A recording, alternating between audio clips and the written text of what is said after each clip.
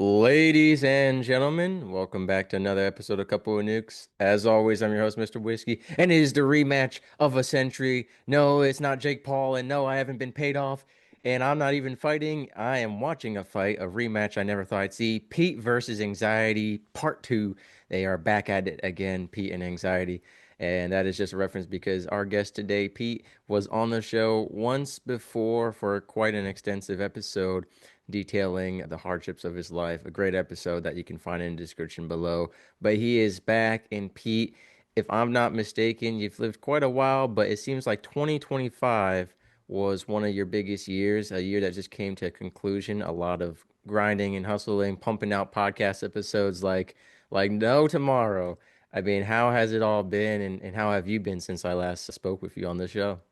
It's been a crazy time, man. But yeah, I've been busy hard for recording things like that. We are officially all pre-recorded till February. March is when the new season will start, so we're ready to roll for season three. And let me tell you, we have a doozy episode coming up for you. I'm going to tell you right now, if you think you've heard something, you ain't heard nothing yet. This one will blow your minds. Yeah, I believe it. You have quite the guest catalog as I've seen in so many episodes. And does that mean you're done recording until March, or that means you're going to be recording the next season I mean, never stop, huh? Oh, we're still going, man. What do you mean? We're booked all the way out to almost April now. And we're still going, man. Like I said, I pre-recorded all the way out that far. That way, in case I need to take some time in between there, I'm ready to roll and all that other kind of stuff. So, For all that sure. great stuff. But that's the fun part of it, though. It just doesn't stop. My inboxes keep going.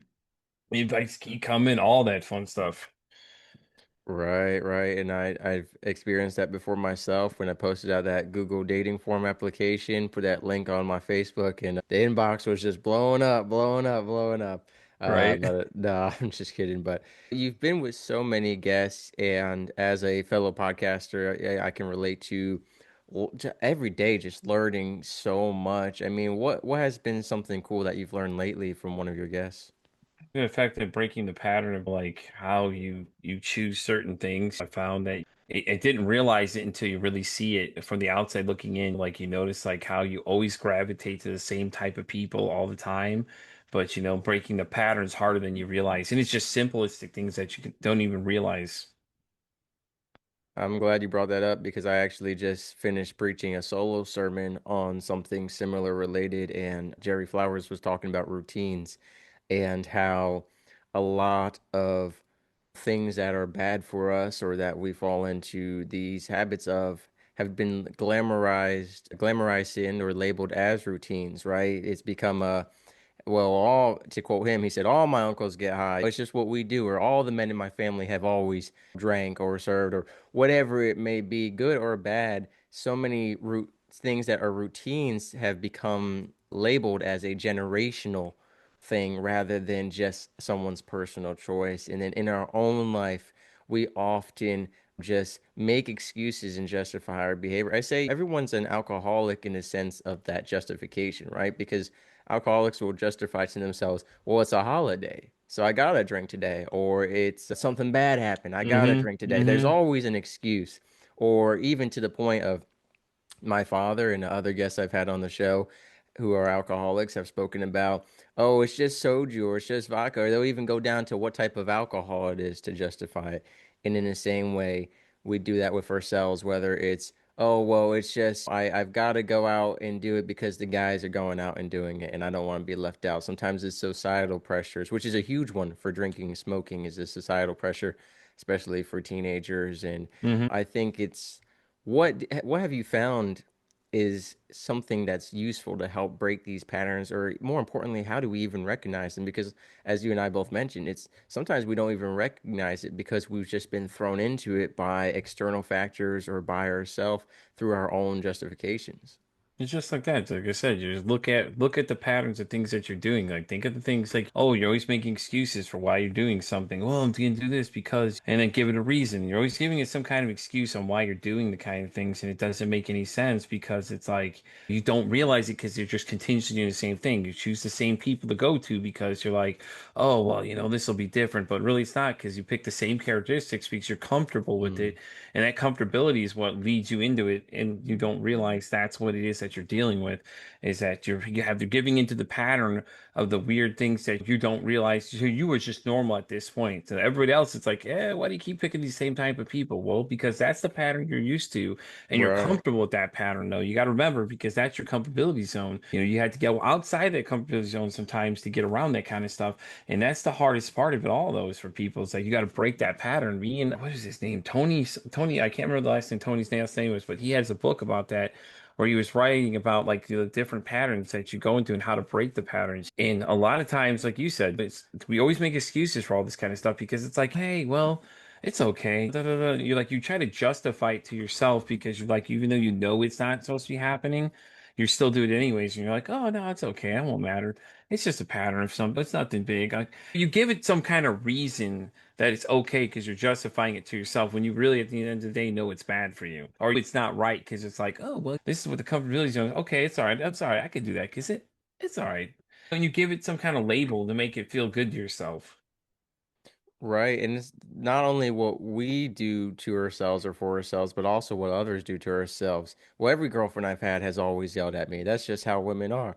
No, you could find a partner who doesn't yell at you, right? People get Hmm. into patterns of being the victims of abuse, whether that's emotional, Yeah, think verbal, about it that way. or Yeah. physical. That's a huge one. And we see people who get married and divorced multiple times. There's typically a pattern there with the type of partners they were choosing or however it is, Yeah, and think about it even though. Think patterns about with like finances. just look at the pattern of things that you're doing, though. Think about it, because you're like, look at all your history of everything you've done, and look at how many patterns make sense that you're doing the same exact thing, the same behavior, same mannerisms, and same things that lead you into the same way. Because you're just like, well, this is my normality. That's your comfort zone. Like, okay, well, your comfort zone keeps leading you into a complete shit zone, so maybe you should probably change it up. But you don't realize it because you're just like, okay, whatever. I'm gonna just. Or people like that jump relationship do the same thing kind of too. It's like they go from one to the other, and Right. it's like they Very, pick the, very, very, just you know what I'm speeding down saying? It's never just like, process.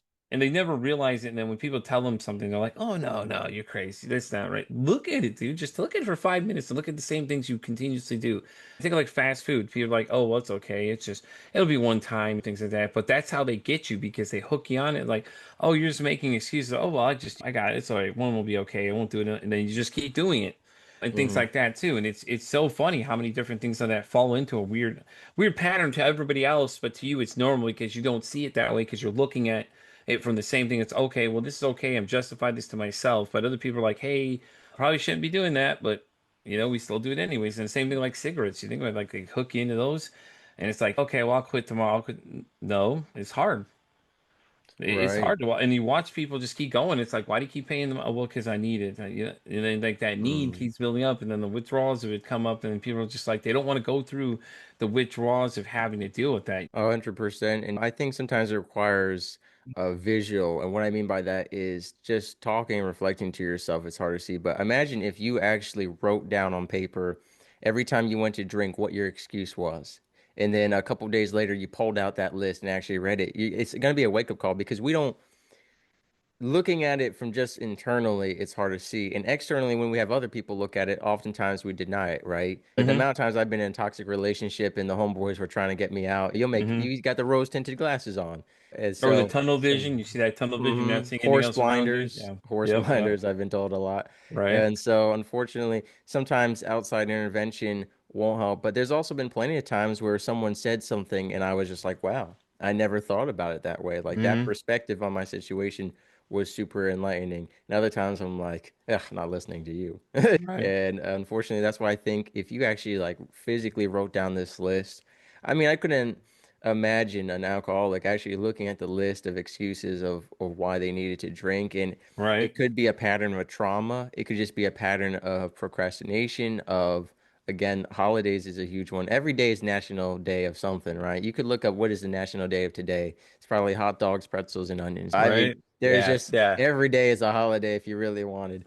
But I think Dude, that's there's a some huge weird one. ones like that too. You start looking them up, you're like, well, today is whatever day. And you're like, really? Like, what the hell did that become a thing? It's like all the major holidays, and then it's like they just throw in these weird days just to see what you About there's say. like 20 or 50 holidays every day in terms of Right. national days, and like you said, some of them were like today's probably National Wombat Day. I was like, what? Who decided we Right. needed that?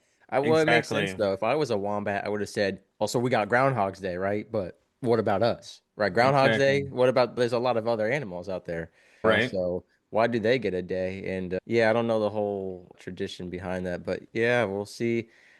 Pete, do you think on Groundhog's Day, I might study you instead. I might see if you get up and go play outside or if you stay in bed and just No, doom scroll.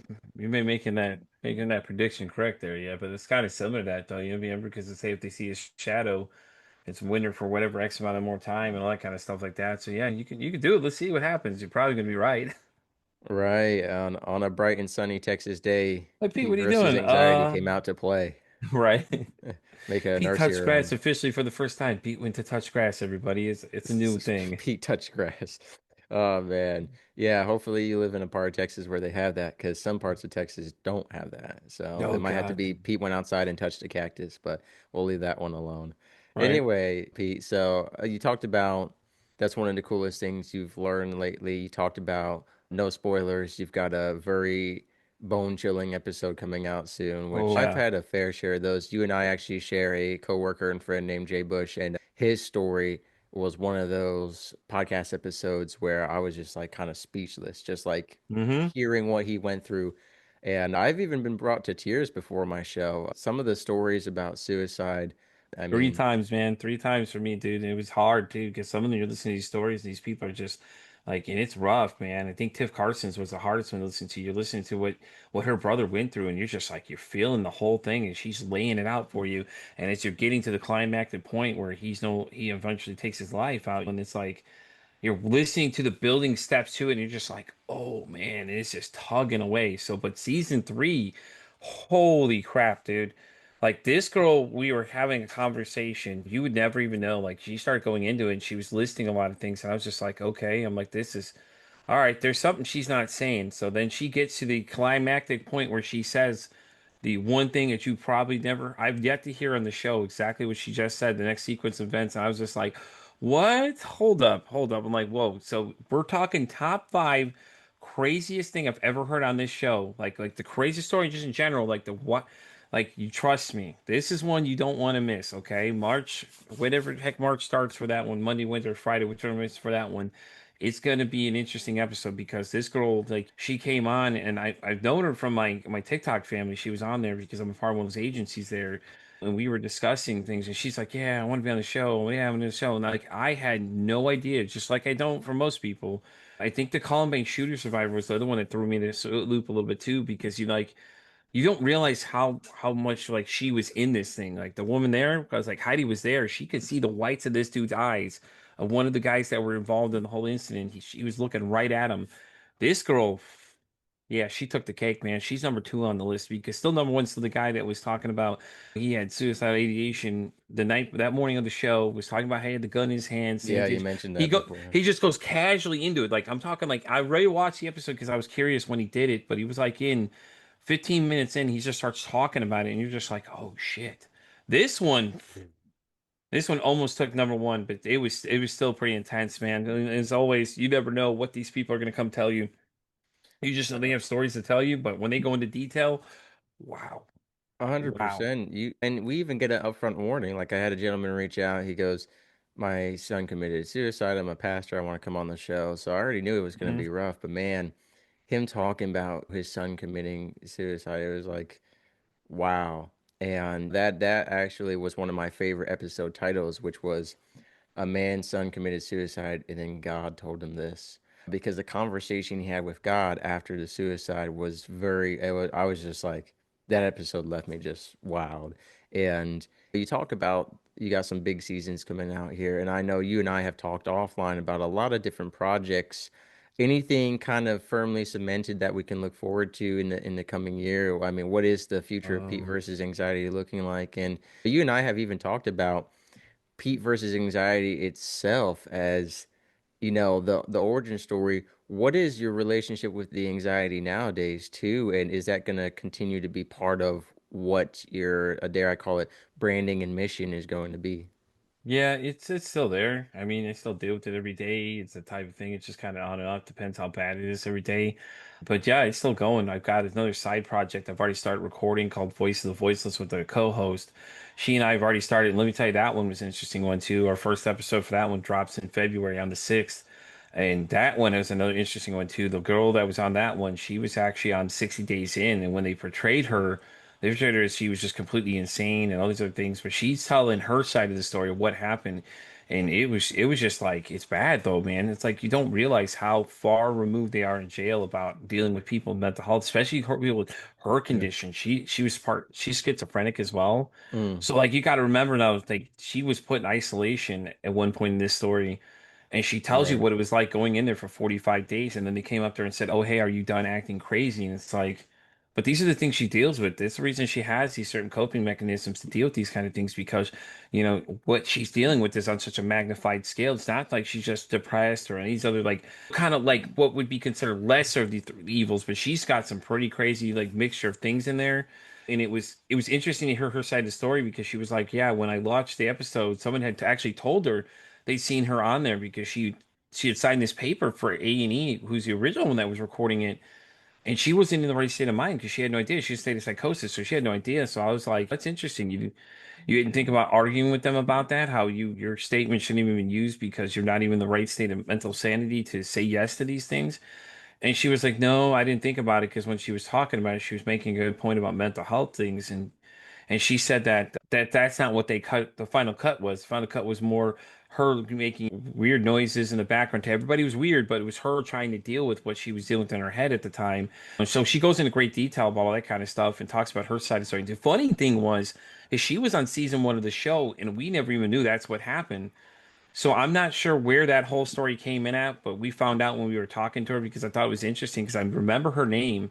I was like, why does that name look so familiar? So I went back and looked at the catalog and it realized that she was on season one she was one of my interviews that when I was doing them live, I searched Facebook for somebody to fill in the spot because I was like, oh shit, I got nobody for the spot, got to look for him. And when we got to that point, I found her and she just popped in and we had a conversation about her, but never revealed any of that. Never said that she was on the show. Never heard. We didn't hear about all that stuff. Now she has her own podcast and things like that too. So she in this interview starts revealing a lot of that stuff, what was going on, and how this thing came out. And I was just like, that's crazy because I've watched the show and I don't think I remember seeing her. So now I'm going back through looking to try and see where she was. I think she was season one, she said. But I was like, oh man, I'm trying to watch this thing because I want to see where she's at because I'm curious to see what she was talking about. Because she goes into great detail about it, but it's an interesting project coming up though. But it's basically an all audio project though. The idea is if you want to tell your story, you don't have to be heard or seen. Things like that too. You can be seen, but you don't have to be known because some of those stories are pretty hard for people to tell, like sexual assault and Right. things like that are tough topics to talk about because people don't want people to know that that's their story because they're so embarrassed by it or they blame themselves for it when it really wasn't their fault that this evil entity decided to do that to them. And prison mental health reform is not new to this show at all. Mhm. Jay Bush and I have talked about it. Noah Asher and I have talked about it. The mental health system in the prison and the military system as well need to Yeah. be deeply reformed. Obviously, military mental health is something I talk about a lot. Yeah. And speaking of schizophrenia, I just want to share something very, I like, for lack of better words, very cool and interesting I had never known before. I was sent a video on Instagram about different types of service dogs, and they have a schizophrenia service dog that anytime a person with schizophrenia sees someone, they'll say greet, and the dog will not greet the person unless they're physically there. And so the dog can differentiate between when the person is hallucinating or seeing someone and not. And so the person has to develop trust in the dog. It is really interesting to me because if oftentimes someone with schizophrenia won't believe another person that who they're seeing isn't there, but they'll believe the dog, not the person. Isn't that Yeah. interesting, that relationship? And I don't know if it's because people have, yeah, dogs have no malicious intention or evil, right? I mean, they do not know of good and evil or of Hmm. sin. And so I think maybe that has to do with it, right? Because people lie to each other, and I think people with schizophrenia already have a distrust of people. So I found out that they actually make service dogs for people with schizophrenia, which I never knew. So if you or someone you know is suffering from schizophrenia, you might want to look into those service dogs because I think that could be a great aid in that. I think That's schizophrenia is one of interesting. those things there's not a lot of help or research around as much as other things. So definitely something, and Well, with unfortunately, schizophrenics, you got to remember though, a lot of times people mistaken and say that all of them hallucinate, and they don't. Some of them they hallucinate at a different level. Like one guy I met, 100%. One guy randomly I met was at work. He mentioned schizophrenia, and I asked him about it. He said that he sees a little orb that shows up, and that's really it. And I think it's funny because that's what people start to think automatically is they automatically say, "Oh, you hallucinate." And like, no, it's not always the case for them. Sometimes it's not that severe. Like they'll hear, some people hear things, other people Yeah. see things. You know what I mean? And it's like it's not to the super extent that a lot of people think it is automatically when you automatically hear schizophrenia. Because there was a guy that came to the show that does work with people with schizophrenia. He was like, "Yeah, I don't hallucinate at all." And like, that was interesting because he said that that was the number one thing people would say to you is when you hear schizophrenia, Mhm. you're like, "Oh, well, do you hallucinate?" That's like everybody's first question to ask them, and it's because they want to know because the statistic really is that they didn't. Not a lot of them don't, and It's that's the about the weird. media coverage. That's what it comes down to. Because the Mm-hmm. worst cases are the one highlighted. So that's the Mm-hmm. emphasis. Mm-hmm. Because I had the dyslexia professor on my show, Russell Van Brocklin, if I'm not mistaken. You'll have to fact check that name. But he was sharing that a symptom of dyslexia is letter rearrangement when reading literature. It is not dyslexia itself. So many people think dyslexia is just a rearrangement of letters. That is a symptom. Dyslexia is actually a different functioning brain based off where neuroactivity is. And that was a super interesting episode. I learned a lot about dyslexia that I never knew. But what we always see is the main or the easiest symptom to, I don't want to say market, but to show people and to get attention from. And I think it's the same thing with schizophrenia. Same thing with Tourette's. Now, Tourette's, unfortunately, is one of those things that a lot of women have sexualized and faked online for attention. Maybe men do it as well. I've never come across that, but I'm sure it exists because it goes both ways. And Tourette's is one of those things as well where people Yeah. have there's such a scaling to it. And a lot of the women who are sexualizing it because they're OnlyFans models or they work in the pornographic industry or they just want to grow their following, they'll do such an extreme version of it. Like they always do the most extreme version of it. And so I think social media and media, they just always go to the extremer side of the scale, the more extreme side, because of the attention it'll draw. And I do think because of that, a lot of the people who have it are often associated with that more extreme side rather than what it may be. Same with bipolar order, Mm-hmm. this depression. I think most people think that it is a direct split personality one in one rather than some of the other symptoms and mental health issues that can come with it. I think it's great you say internet. You say the internet and social media because like these videos recently that pissed me off are the ones that are like the suicide videos where they're like, well, after you take your life and start listing these things. Okay. So I asked somebody that was a psychologist on the show. I said to him, I said, hey, listen, let me ask you a question. And I described the video to the T to him. And this is what they're saying in these videos. And he goes, I go, am I wrong for feeling like these videos are very negative in the direction of what you're trying to prove? And he said, yeah, it goes because if you get to a certain state, he's like, that video doesn't matter to you anymore. You don't give a living, don't even care. His exact words are, he does, you're just not going to care. He's like, you're not going to know. And this comes up in one of the interviews that are coming up.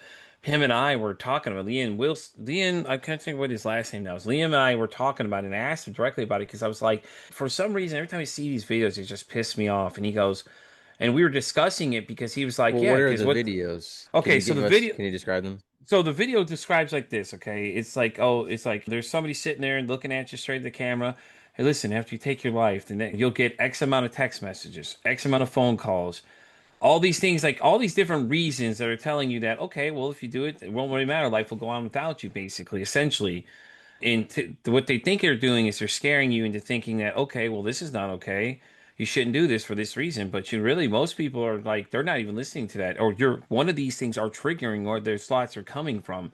And I fact checked it with them because I was like, hey, listen, let me ask you about it. And I described it just like that because that's what it is. Always some big social media figure, somebody with a massive following is doing it. They're like, hey, how you doing? Let me talk to you about something. And they're just like telling you these things. But I'm like, at the same Mm. time, you're giving these people reason to believe that okay, well, it won't matter if you're here anymore because life's going to go on without you, forget you. And he said the same thing. He's like, no, he said, those are not productive. I'm like, that's what I'm saying. Like every time you see one of those videos, it just rubs me the wrong way. And I was just like, this is so stupid. Like you're not helping this situation. You're making this work for clickbait because you're like, well, I want to Well, I jump in this think the bandwagon. intention is to show the impact you'll have when you leave this world, but I think it's coming across the wrong way, Oh, it's coming as right to your point. wrong, But I think what 100%. my understanding, I haven't seen the video, so I'm speaking from a limited educational viewpoint. But what I am hearing is, I think they're trying to show like these are all the people who are going to miss you, all the people who you're impacting, because a lot of the times people who are suicidal feel like no one is going to miss them, right? When I originally started writing my memoir, it was called "Who Would Miss Me?" because it was about suicide and mental health, and that's the big question people always have is like, who would miss me? I don't matter, right? You have a loss of identity, of purpose, or you're just so overwhelmed and oftentimes feel isolated. And so it's about like who would miss you. And so I think their idea is saying, imagine all these text messages would come in, all these emails and stuff about people who care about you, but they don't care about that. And I always say that because people will say, well, Mr. Whiskey, was there a pattern to the suicides on the ship you were stationed on Or or in is the it all the military? signs? Do you see all the signs? Or there's all these signs. There's a lot of times there isn't any signs. Maybe at some point they try to talk to you and you just weren't listening to them, or you told them, "Hey, it's just not the time for this," or "Hey, I don't have time to listen," or you don't actively Mhm. listen to what they're telling you. And a lot of times that's what happens too, is that they come to you, tell you something, and it's like they're trying to tell you they need help, and you're just not listening to what they're saying to you, or you think they're talking just making like wild statements, or they make comments about, "Oh, hey, Mhm. just shoot me where I stand," or whatever you want to put in that context. It's the same thing, and it's just like there's your sign you're missing right there. Somebody's telling you something. They're making hints to you that they need help, or they need something, or something's bothering them. They're waiting for you to ask them, or they try Right. to talk to you about it, and you just don't seem interested at all. So like, well, fuck it, I don't want to talk to you then.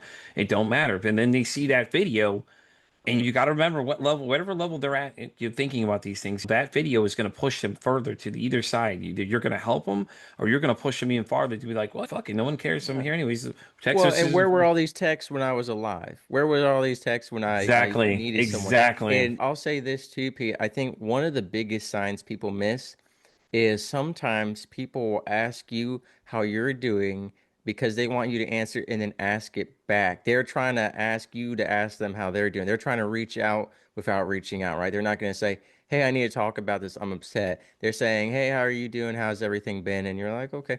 And they're waiting for you to say, Yeah, "What about remember? Yeah, yourself?" So that you are inviting them in to say, "Actually, I've been doing pretty bad." Because a lot of times people feel like if they bring it up first, they are projecting baggage onto you, they are uninvited.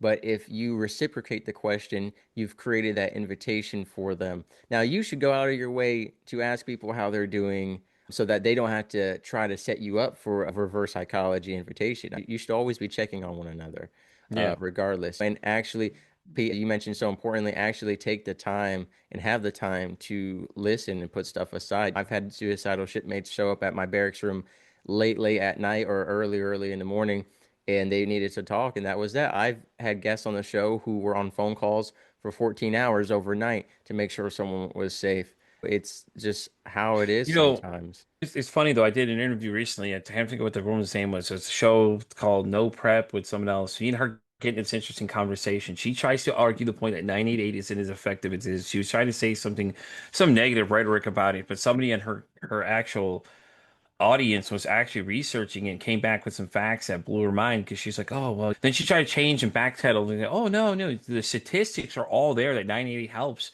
They said that there were more people that were on that edge. It helped them more from not doing it or not pulling over that edge because there was somebody on the other line that was trained, ready to handle these things. And this woman at first was trying to argue, oh, no, it's not effective. Go look at the research and told her person to go research this now, mind you. Okay. So we're live and she's telling this person, hey, go research it. It was interesting because she was using chatter to have people comment in and ask questions and things. So one of the people came back and just totally blew her statement out of the water.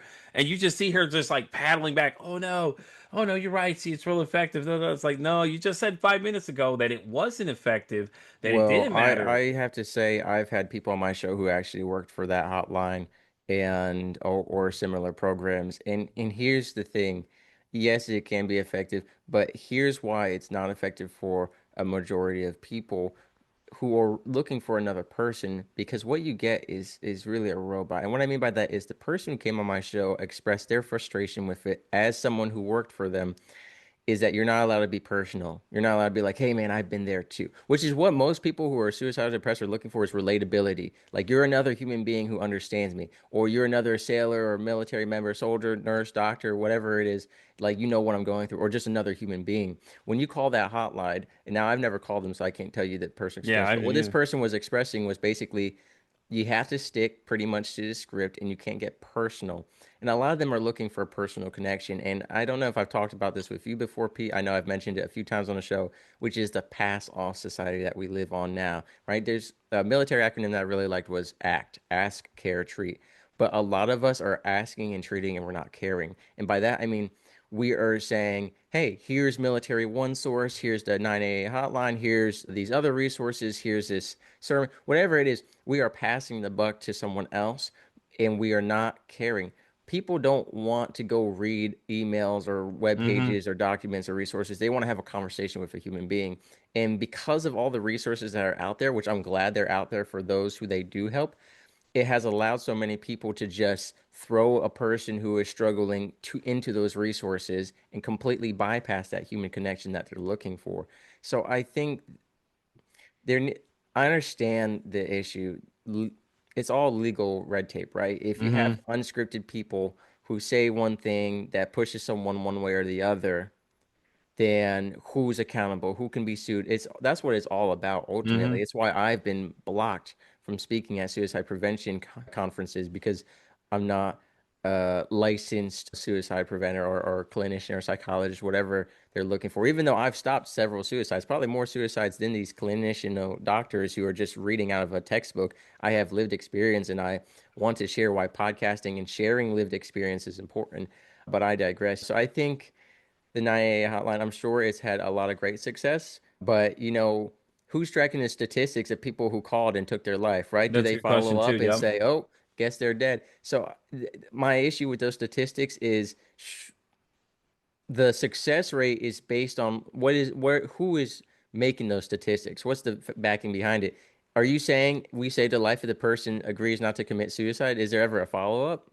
I Because think if there there's never was a actually follow-up, in the how do you research. know? I believe that's where the research came from. I'm trying to remember how that interview went because I know the person came back with some factual results and said that they'd actually checked back in with people. These are actual responses they Okay, got from people. If I remember right, I believe that's how the right. conversation went because there was a lot coming at me in this interview because she, Okay, like I said, she had a chatter group that was there asking questions about okay. things, and I'm just like.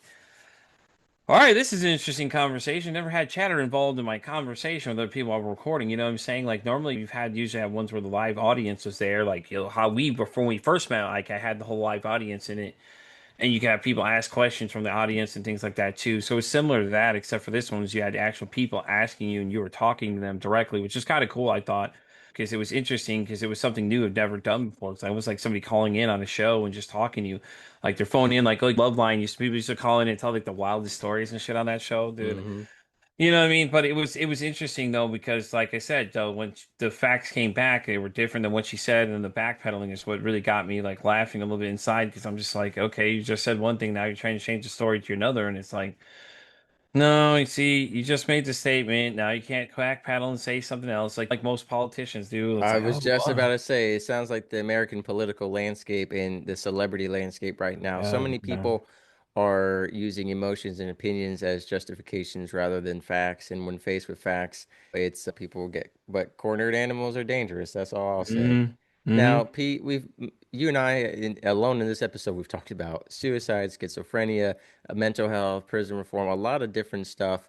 I was recently on a podcast just the other day. It was actually my first one in the new year as a guest, and the host was asking me, Mr. Whiskey, how do you listen to all these dark subjects? I mean, is there ever any what inspired you to talk about stuff that some people won't ever talk about or touch? And for me, Pete, my answer was there's never been a second thought. There's never been a doubt. I've never once turned away, I guess, for something that was, oh, that's too much for a couple of nukes. That's too gory or Mm-hmm. that's too dark or too real. How how do you feel talking about these dark subjects? Do you need to cope or are you detached from it or how do you maintain the balance of growing immune to hearing stuff like this but still having a live human God, reaction? man, here we go with the great questions again, man. I tell you what, that's a great one though. Because somebody and I were discussing this the other day. And we were talking about it, and I was like, yeah, it's hard when you're an empath because you feel all that energy of those people, what they're telling you. And there's certain subjects that just seem to just like when you're done, it's just like, okay, well, I'm done for the day. I just need to go take a nap. I need to go recharge my battery. And other subjects, it's like I'm okay with it. Doesn't bother me. It's only certain ones like narcissism seems to be the one that really does it for me. It's like I get really drained after the conversation, and I'm just like, I need to go take a He isn't nap. one. His ex-wife was a liar. I gotta put that out there. I had two of them that were like that actually, but saying like it was just like it just because it's so you relate so much to it and you're feeling what these people are saying, and sometimes it's just 100%. like it's the state of how much you feel like to what they're saying, and sometimes I gotta go take a nap or something afterwards, and just you feel so mentally drained after listening to this stuff all day, so I'll go do Yeah. something else to try and take my mind off it, or I'll listen to some music or something. Use something as the way to just kind of like refocus my thought processing. On those days where I'm doing like 3 to 4, it's like usually I get through them okay, but there's that one that just drags you down, and you're just like, yeah, I gotta reschedule some of these other ones because I just can't go anymore. I gotta take a minute to recharge because it's just like if I'm not giving you 100%, I'm not gonna be there. I just don't feel like it's not worth their time. But I'll still make it up within a reasonable like day or two or something from there if I have to for things like that because it's just like it's hard, man. Yeah, I hear everything. Like you hear some wild stories. Like I said, there's people telling you things that they probably never tell most people, and it gets interesting every time you hit record because you know only so much of the story they want to tell you, and then it's like when they get in there, they get comfortable with you. Oh, well, I didn't think I was going to tell you this, and it just start sharing things that you didn't even see coming, and I'm just like, oh Jesus, here we go, and you don't know what plot twists and turns you're getting into, and to me, it's just like it's hard sometimes, like I said though, but afterwards I usually gotta get up, do something else, go do something, depending on what episode it was. Sorry, and all that kind of stuff because it's like it's emotionally draining at times, and you're hearing these people's stories, people pouring out these stories of what they were dealing with and all the crazy things. I think the most recent was a friend of mine, Melissa Hefner, lost her son to an OD. Oh man, dude, that was a hard one to listen to because you're listening to the call and she calls 911 and says she got sent to a prompt. And I was mad. But at that point, I'm like, you're calling 911. Why the hell do you have a prompt for 911? I'm in an emergency situation. I need to talk to somebody now. And you're sending me to a prompt and you're hearing her talk about this. And it's like me and Melissa are really good friends. We've known each other for a long, I think, God, dude, we've known each other for at least 2 years now since I started doing the show. She's one of the earlier podcast interviews I did on her show when I signed up for it. I didn't even remember I even signed up for this episode. That's a funny story. I didn't remember I even signed up for it, but then I got in there with Been her there, and it was done a that. we had a great time though. We got in there and we had a fantastic time. And then when you found this out, like people were sending me messages like, "Hey, did you know this happened?"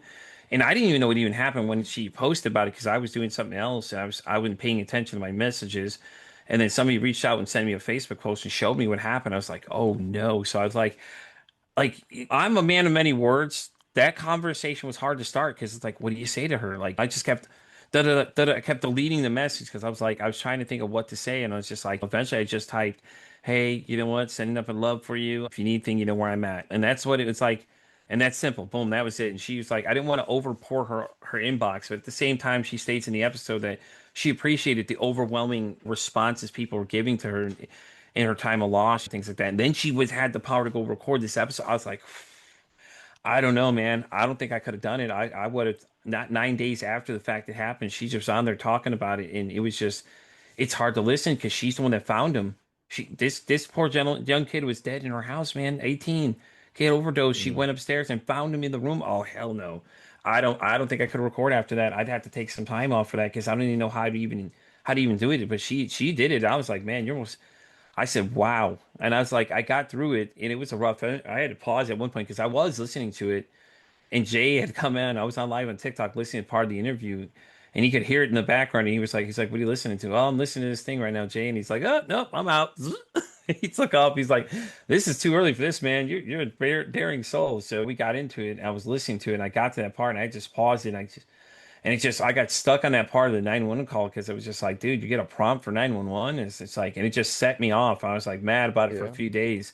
But I went back and listened to it, but it was a tough listen, man. Like she's stronger than most people are to go back and talk about her whole life and talk about how she found him. It goes in great detail as she starts to find him. And it's the same thing with the show. It's like these people when they tell you those things, man, I'm telling you, bro. Ooh, man. Some days you gotta get up, go do something, take a walk. Yeah. Even taking a walk helps, man. Get outside, get some fresh air. As my friend Catherine likes to say, go ground, hug a tree is what she likes to tell me all the time. She always texts me, Pete, go hug a tree. When I tell her some things, she's Touch a like, cactus. Oh yeah, bring it back full circle to the beginning of the episode. wake up. But I agree 100%. For me, a couple of things. One, Tom McDonald, one of his rap lines that really stuck with me to this day Yeah, I was he love Tom said, McDonald. yeah, he said, call the police and order a pizza, see who gets to your house first. Yeah, I mean that line was I just like, man, like that I've always But is he remembered wrong that. though? Think about it. Is he wrong though? No, Think about what he 100%. I And think you talk everything about a Tom McDonald prompt does is too. awesome like that, though. I think you have a great point because Tom McDonald always says something that pisses somebody off, but it's like think about what he's saying though. How wrong is he? He's not. He most of the time he's correct when he's making. He's not afraid to piss people off, but to prove that he's right. That hey, listen, look Yeah, at what I'm telling you. Pay attention. Which that's what I love about him though. It's like every time he brings something out. It's always interesting to hear what this guy's got to say though, because it's like how truthful is what he's saying is going right. on. Well, and when it comes to the police, so many people are like, let's defund the police or just get rid of the police instead of how can we reform and restructure? Because I agree there's a lot of corruption in the police industry. There's a lot of Hmm. failures on that part.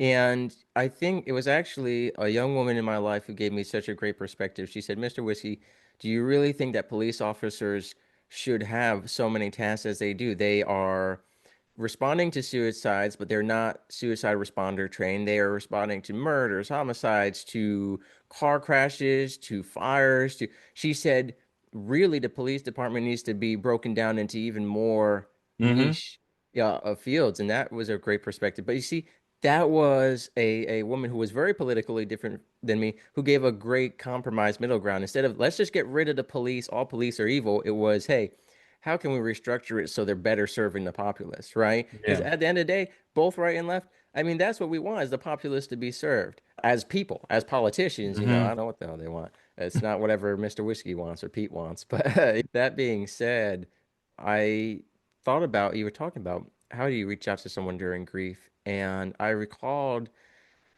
a disagreement I and a woman had gotten into. I was one of her best friends, and I believe it was her aunt had passed, and she had posted about it on social media, but she had additionally posted that she needed space, time away from social media and messages, and she appreciated messages, but she wanted to be alone. But I got in trouble, so to speak, with her because I had never reached out. And I said, well, I was giving you the time and space that you're requesting. And she said, but you're one of my best friends. It's different for you. But for me, I felt like, for me personally, I felt like, hey, I'm no one special, whether I'm your best friend or not. If you want space and time, it doesn't matter who it's from. Like you just want your alone time. And so grieving can be so difficult because it's like I felt like I was doing the right thing by leaving her Hmm. alone, and then it turns out it damaged her, and she wanted me to reach out, even if it was something simple. And then other times, you reach out simple, and they say, "Hey, you could have reached out more." And other times, you reach out, and they say, "I don't want to talk to anyone right now." So it's so hard because it's so everyone grieves so differently. Hmm. Everyone there's I've talked about grieving before on the show. People said there's the stages of grief, but they're not linear. They can be cyclical. People can go back to denial after getting all the way down to almost acceptance. They can go back all of a sudden. Something Yeah. can trigger them, a song, a memory. So I think in your example, that's what that brought to mind is it can be Yeah. so hard. How do you reach out? And It's one like of the things, you're respecting the wishes of what she just said, and then she's like, "Well, I want you to do something different." It's like, okay, so you just want me to ignore what you just posted publicly to everybody. You could have right? reached out to me directly and said, "Hey, listen, you're more than welcome to reach out to me, or give me some kind of leeway to know I'm still supposed to reach out to you. Like I don't want to overwhelm you with anything, so I'm respecting your wishes." And that was the same thought process I was going through with Melissa. It was like I didn't know what should I reach out to her. Me and her know each other really Right. well.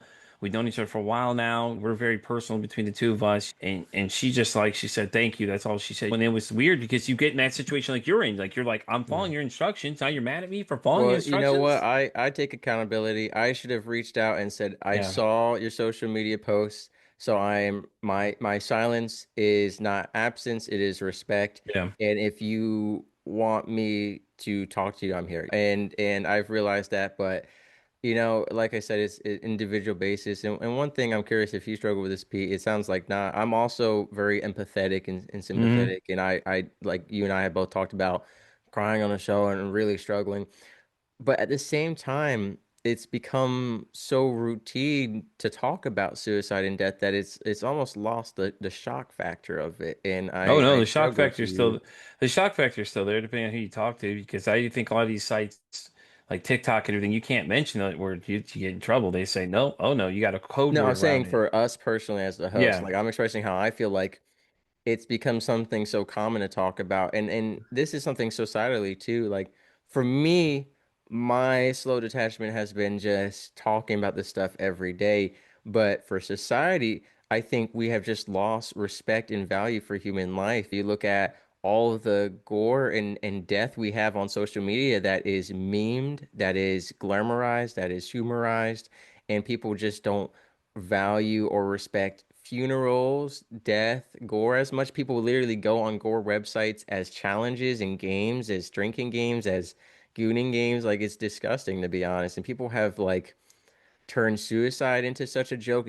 I had a revelation on my show that really blew my mind where this guy said, joke the humor around prison rape has normalized it and made it not a crime or a predation. And that like blew my mind when he said, I never even thought of it that way. How our meme culture online shapes how people react to things. Hmm. Even with the way we talk to women online, how it's affected young men and how they can treat women and how women should be treated. I mean, Tom McDonald and Dax actually talk a lot about how the way women are portrayed in music videos and how that affects young women. These celebrities, how they represent women. And Hmm. unfortunately, in our celebrity culture, we have a lot of, in fact, one of the coolest things I saw recently was this guy who was talking about every time that a society or civilization went to the point of full sexualization and freedom in what was allowed, it led to the collapse of that society. And looking at the sexualization gateway and how it goes from one thing of beauty and empowerment to pedophilia and bestiality Hmm. into the full spectrum. Even in episodes on my show about pornographic addiction, how it Hmm. just gets worse and worse and worse, just as drugs and alcohol get worse and worse and worse the more you indulge in it. Yeah, yeah, no, yeah, especially the porn addict one. It's interesting because like you just keep ramping up, and it's like it's not the fact of ramping up; it's the fact that that sensation they're getting watching it, when it gets weirder too. And it's like the next step is tranny porn for a lot of guys, and then it's like none of them will ever admit that that's the case, and it just gets weirder and weirder because they're looking for that kickback every time, They and get it's. so immune, so mundane Mhm. with stuff that is just. The funny part was I met a guy, we had talked about the same thing, but he, on the flip side, he had more women than men that were reaching out to him, which I thought was interesting because every time it's always men that have the porn addiction. Is what you see from a lot of these people you meet. But this guy was like, no, I have more women reaching out to me than men this time around. I was like, It's that was not interesting. about who's doing it, it's about who we show doing it, right? So Hmm. I've had women who were alcoholics on the show and women who were pornographic addicts on the show. And it's so much more so about how many of them are actually willing to share their story and how much do we see. Because when you think of alcoholic, guess what? I guarantee almost everyone listening to this show just thought of a man. 100%, right? When you think of drug addict, most people think of a man, right? Hmm. And it's so sad that we just like associate with men. Because what do we see? How many movies have you watched where a man gets drunk and hits his wife compared to how many movies have you watched where the mom gets drunk and beats the kids? Like, Hmm. it's just what they show us more of that we didn't lean in that direction. But addiction is not discriminative. I mean, it will Hmm. go after everyone. And so I really, you got to connect me with that contact because interviewing Yeah. women in pornographic addiction is something that is a strong mission of mine because again, there's not a big highlight on it. I've only met one woman my whole life who has admitted to that and spoken about it. And I'm sure I could find women if I researched heavily, but I'm saying just in my natural day to Yeah. day, Anya Murby, who was on the show, spoke about it, and that's it. I've only had like a few women who actually spoke about alcoholism. And I think one thing that you and I do as podcasters on the type of show that we have is that we create a space for those voices to be heard. One could call it a voice for the voiceless. Shout out to your new show. That's what I'm And saying though. See, that's why I did that yeah, second version to see how many people respond. And a lot of people responded to that. That one's almost out to almost a March already, and we've just started booking a few weeks ago. So there was a lot of overwhelming response to the whole thing of people just wanting to be on to talk about these things and not be known. Like you can mention names you want to, or you can just be a voice of the voiceless. It doesn't matter. The idea is that your story will be heard by somebody out there and somebody will hear it and can relate to that. But it's like it's social media. It's brainwashing people to think these things. So think about it, all the advertisements out there are just like, or any of these videos you see, like you said, movies. What are they showing? It's basically like a giant advertisement for 60 minutes to an hour or whatever long. You want to say Lord's of the Ring, like 3 hours. You could put all that stuff in there of all these different things that are going on, but it's just like that's just how it is. When it's like, and if you go against the curve, oh nope, nope, you're wrong, you're wrong. It's funny though, because there's this video I commented on. It was a girl that's transgender, and it said, "Oh, you're not gay if you date a transgender." Girl was the lead into the episode, the lead into the video. It's like, okay, cool. So I was like, all right, let me try something. I said, okay, well, she was beautiful. So I said, she's a very beautiful young lady. Okay. Dude, the responses I got from this were just the craziest thing. It made me laugh because I got 50 likes so far to date and 56 responses of people just calling me either gay or saying, oh, these other weird, like malicious comments. And I'm just like, I'm commenting back with each one just very lightly humorous, like, oh, that's awesome. Because to me, it's just like you're reading it and it's like, all I said is one thing, and then you're that moved, you're that triggered by what I just said. It's like I didn't say anything other than all she was beautiful, and she was. You would have never known if she never told you. You had no idea this woman was transgender at all. And I thought it was so funny that one comment could erupt so many people and just rub people the wrong way because all I said was one thing. And if you think about it now, if you go against the grain, now you're demonized because you're doing everything that they don't want you to do. Oh no, you can't do Well, that I because just they're all wrong. avoid comments. And for a long time, Pete, I had all my comments disabled on all my social media platforms because you know what? More people want to more people would comment hateful stuff, not because the content was bad, but because they just, most of the time was faceless, nameless accounts just trolling.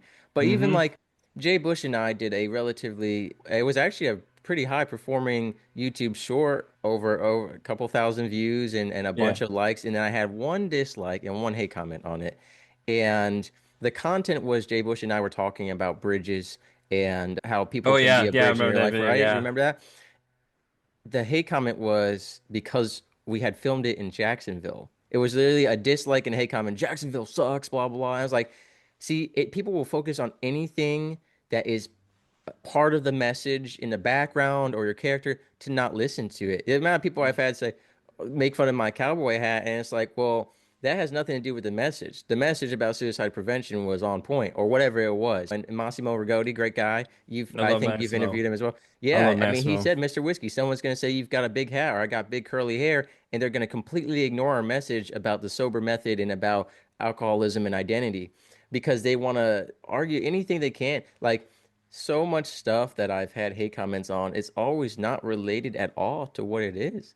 Or I Yeah. remember like I had one of my lowest performing or most hated content videos of all time was a YouTube short about 2 or 3 years ago, and it was just about how people will sometimes abuse drugs and alcohol and sleep as negative coping devices. And here are some alternatives.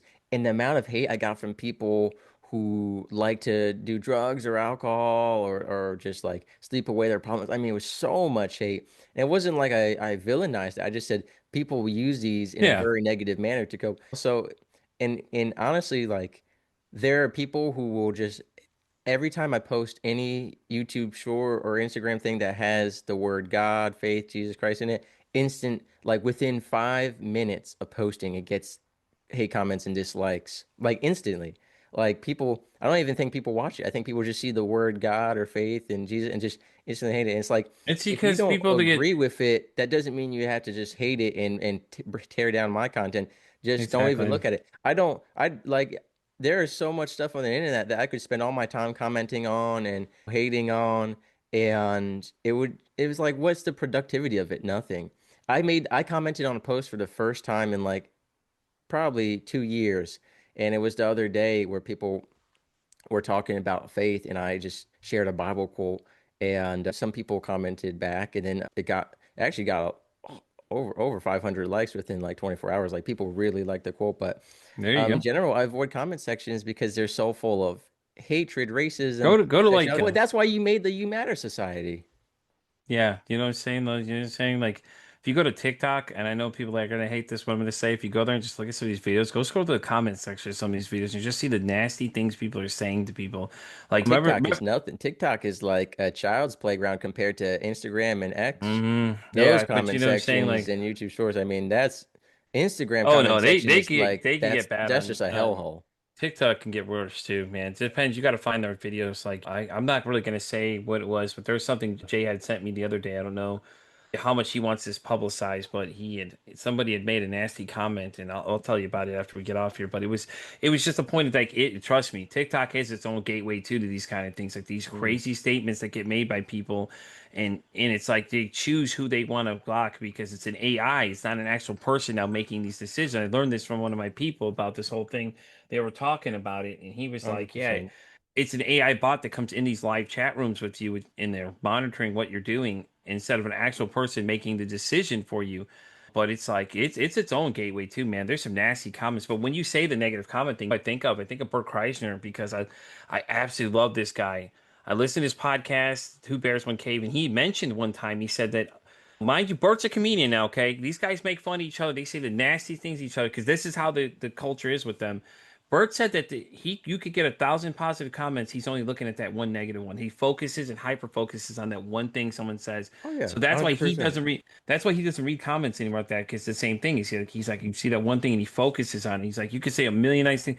He's like I'm just worried about one person that says the wrong thing to me that doesn't like something for some reason. Even though this guy It's has no always from shirt someone on. below you too. Here's what I've realized. Like Mm-hmm. people who are successful and if your content is quote amateur or bad, what they'll say is like, "Hey, you're doing great work. I remember when Mm-hmm. I was at this point in my life. Here's some advice." Like people will go out there. When I had disabled all comments, my mindset behind it was I don't want to provide any platforms for the expansion of sin that doesn't have to be. Because ultimately, like, yes, it hurts the algorithm for my content to not have comments on because comments push the algorithm, whether good or bad. But for me, Yeah. it's like I don't care about the algorithm. I care about people seeing these negative comments or false statements and indulging in that or being affected by that. Like you said, like I've read some negative comments and it's like people are like, well, just don't care about it. It's like it still just eats away at you. Like it's hard not to. Like I think about some stuff. I had some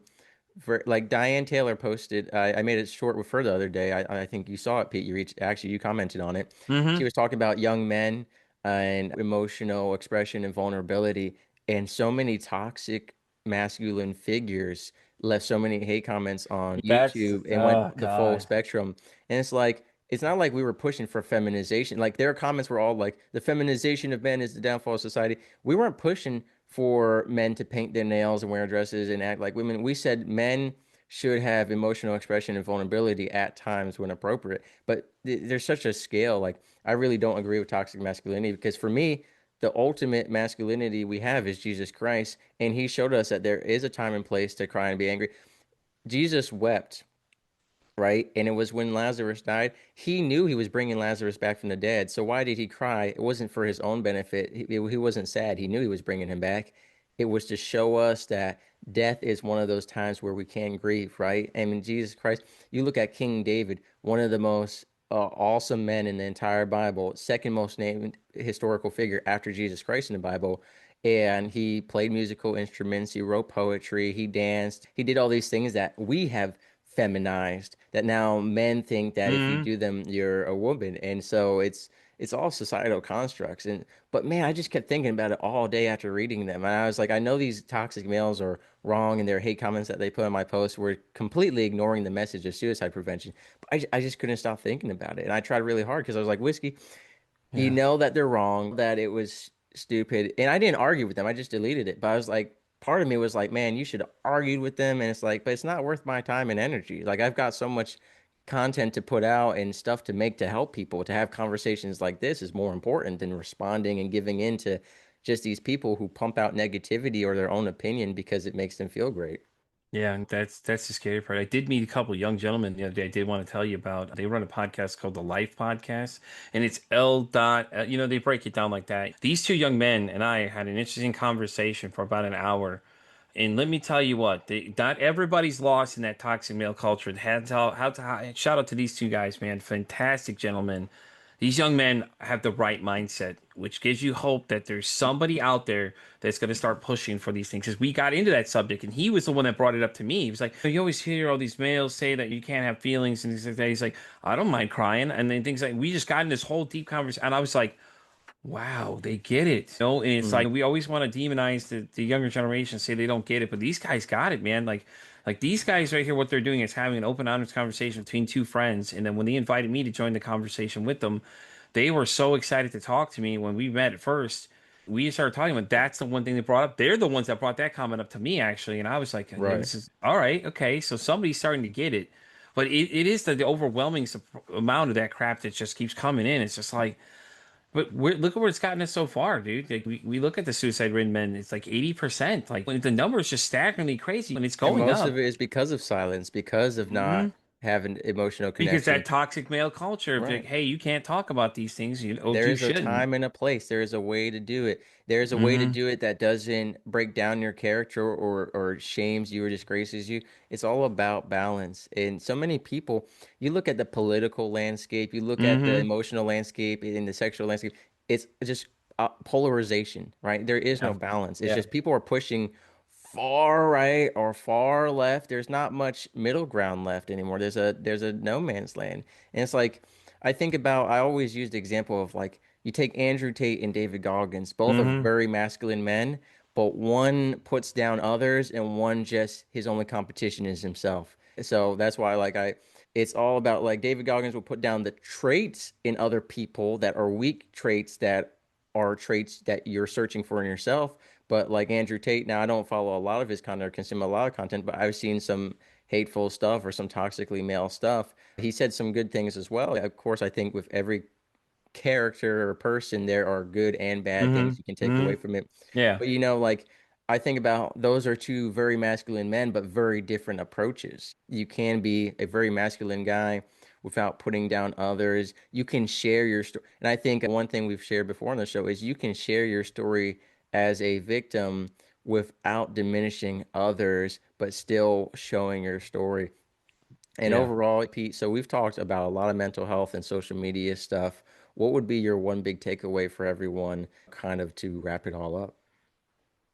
I think that we need to stop this negative rhetoric like we just discussed, how those comments come in like that. We need to stop teaching the younger generation this is the mindset because we're not getting anywhere. The statistics don't lie. I mean, you can argue all day, but how you can argue that number, that massive number that we have that's just showing up constantly and it's going up. The other day I listened to the radio, they said this it younger kids and high schoolers, it's getting worse too. It's like, hello, what more do you Yeah. need? But let's take for example Committing really quick. suicide at 10 years old. I mean, Mhm. that should be a wake-up call for society when you have 10-year-olds killing Even the themselves. Dallas Cowboys player, think about it. Like he did it, and then now what? Look what they're doing. They're not even talking about it anymore because that was my thing. It was like he's 24. He struggled. You knew he struggled. His girlfriend quoted. It was quoted saying that, oh, he had severe problems. Okay, so what were you doing to help him?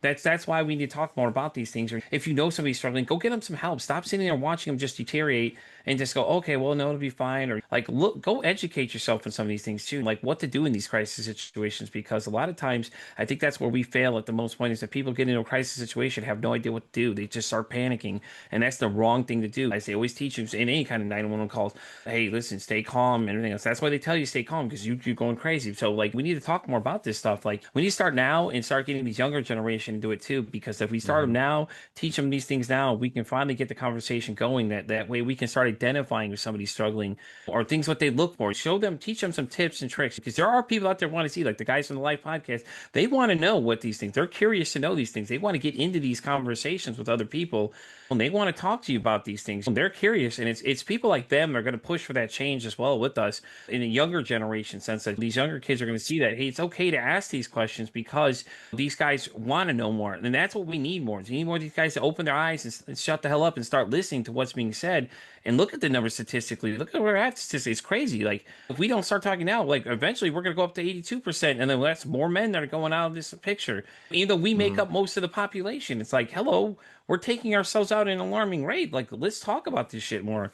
And it's just And crazy, it's man. unnecessary. And my biggest lamentation Hmm. is Hmm. unnecessary death. All of the Yeah. women committing abortion because of financial hardship, even though we have so much money and resources on this world, I like that brings me lamentations. All these suicides are unnecessary. Yeah. And here's what I'll say. the prioritization of your personal mental health. I don't know anything about the football story, but putting football before your mental health, putting social media before your mental health, putting school, Putting anything before it. anything, your masculinity, your femininity, your Hmm. public image, your family image, that is not worth it. Nothing is worth your Hmm. own life. Like your mental health should come first. Don't just blatantly neglect your responsibilities in life. Like arrange everything to take care of what you need to take care of in due time, but definitely prioritize your mental health. The amount of burnout and suicide I've seen as a result of people putting their work first, putting their image Yeah. first. I just talked on a show about a majority of military suicides came from people not wanting to get medical help because they would feel ashamed, like they were a quitter or a loser, or they failed the military. And it's like that's not more important than your mental health. Like how your dad looks at you when you come home from the military, if you were medically separated for mental health, is less important than you not being alive. Like that's Hmm. so important. So I think we have our priorities wrong. If Yeah, we have no, 100%, and this is both socially and personally, and that social impact starts with our personal impact. So, how are you treating your mental health, and how are the people around you treating their mental health? Start there and work your way up. And through online resources, try to have a global impact online as yeah, well, like Pete and I are having right now with this conversation. We hope it's impacted you. Pete has the Pete versus Anxiety podcast, the Voice for Voiceless podcast, and a whole yep, bunch of other resources coming out this year for you to look into, as well as the You Matter Society. I mentioned that briefly earlier on as a school community where you can find resources for all of these topics as well. yeah. So, Pete, thank you for all the work that you do, knowing that you yourself have mental health struggles and that you have dealt with from anxiety to past trauma and working through all of that and in all of that to provide all of these resources for us. I really appreciate it, man. Thanks, man. I appreciate those, dude. And really, really fast on the point of what you were talking about, you're putting yourself first. There's a gentleman I met. He had made a statement saying that he blames himself for the condition that his kids are in now because they're in such a bad condition, but he had to put his mental health first. And I was like, well, you're no good to them if you're not in the right state of mind. Like, what are you going to do for Hmm. them? You can't blame the other half for what they're doing for that you had to worry about taking care of yourself, and now you're in a better state of mind to help these guys. Does it suck? Yeah, it fucking sucks completely. Nothing you can do about it. But don't blame yourself for something when you were trying to prioritize making sure yourself's in a better position to help them. So, and it's just crazy, Hmm. man. It really is. It's Hey, just I always say a suicidal nuclear operator is a dangerous nuclear operator. right. A mentally stable nuclear operator that took a little longer to qualify is much more valuable. And that's Exactly. just military lingo for exactly what you said, man. It's like you cannot fully serve the people around you if you don't take care of yourself. And I've been guilty of this myself. I have pushed myself to burnout and to Yeah. mental health issues, and to the point that people said, Mr. Whiskey, even Superman couldn't save everyone. And my response to that at the time was always, I'm Batman. But the point is, like, it is a lot for anyone to try and carry the world on their shoulders and to not take care of themselves. So I encourage you to do that. Pete and I both have a lot of resources on mental health, on suicide Yeah. prevention, addiction recovery, on both of our podcasts and websites. So all those are going to be in the link in the description below, as well as Dax's "To Be a Man" mega remix has a lot of great artists and singers talking about mental health in that song. So highly encourage you to check that out. But Pete, thank you for the rematch. I think you have Definitely, defeated man. anxiety once again. And if it ever comes crawling back shamefully with its head down and its tail tucked between its legs to try to fight you again, let me know. Definitely, man. For sure. I appreciate it. Thanks for having me, man. It was great seeing you again as always, man. I enjoyed the conversation.